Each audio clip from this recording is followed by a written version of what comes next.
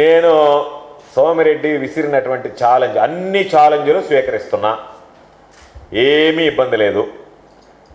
వాటికి సంబంధించి తమరు ముందు నీకు నీతి, జాతి, సిగ్గు, శరము, రోషము, పౌరుషం ఇవి ఉండాయని నేను అనుకోవడంలే.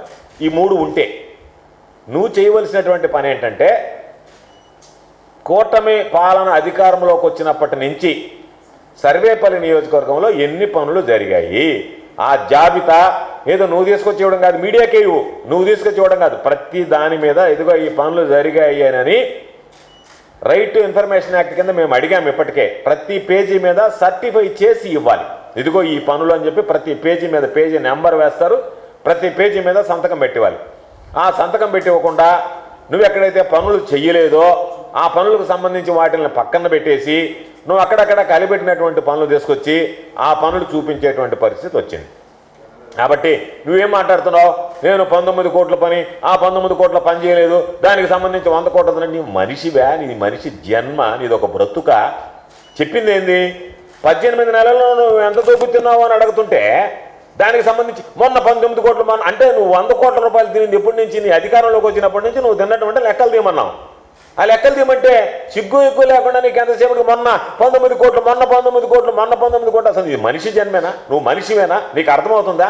ఇంతకుముందు సగం పిచ్చోడు అనేవాళ్ళు నువ్వు, ఇప్పుడు పూర్తి పిచ్చోడు అయిపోయావు. నువ్వు అర్థమైంది, నువ్వు వచ్చినప్పటి నుంచి అధికారంలోకి వచ్చినప్పటి నుంచి నువ్వు చేసినటువంటి పనులేంది, మేము వెలగబెట్టినటువంటి ఘనకార్యాలు మా దగ్గర లిస్ట్ ఉంది.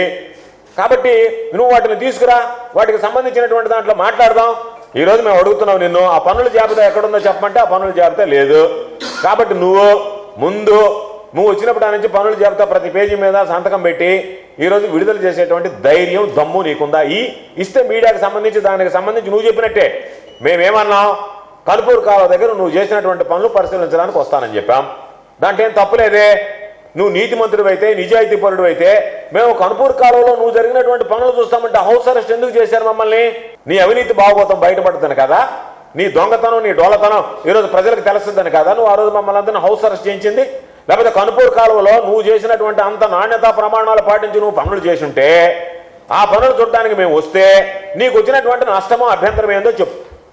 దాన్ని పక్కన పెట్టి ఈరోజు లేదు నేను అట్ట చేశాను ఇట్ట చేశాను అని చెప్పి నువ్వు మాట్లాడటం కాదు.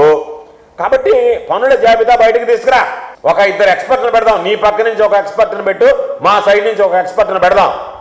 దానితో పాటు ఈరోజు మీడియాని తీసుకెళ్దాం, మనం కూడా పోదాం. ఇప్పుడు ఈరోజు నువ్వు చెప్పావు నేను పనులు చేశానని, ఇల్లుంది, నేను కష్టాయితో చదువుకున్నా, నీ అంత పెద్ద ఇంటర్మీడియట్ లాగా చదువుకోకపోయినా నేనేదో మా తల్లిదండ్రులు ఇంజనీరింగ్ దాకా చదివించారు నన్ను. పోదాం, పోతే నీ దొంగతనం అంతా బయటపడుతుంది. చిగ్గనే ఉండాలి నీ బతుకు, నువ్వు బ్రతుకు. నువ్వు మాట్లాడుతున్నావు అది తీసింది, ఏం తీసింది, నువ్వేమనుకుంటున్నావు, ఇంత క్వాంటిటీ డీసీల్ట్ తీసాను అంటున్నావు.